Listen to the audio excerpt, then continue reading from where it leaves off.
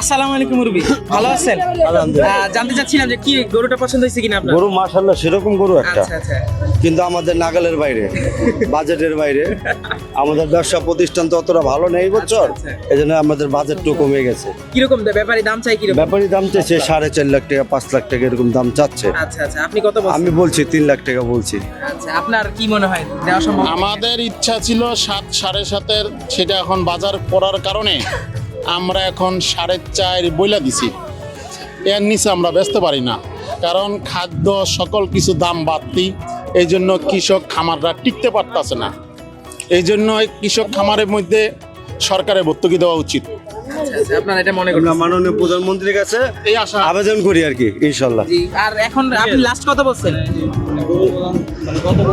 Last আমরা 3 লাখ টাকা বলছি। আর আপনি লাস্ট কত বলছেন? 4.5 লাখ আমাদের 4.5 লাখ টাকা ফিক্স। আপনি বেচবেন? এই অবস্থার মধ্যে আছে। গরুর সহ মানুষ লইয়া না পারা।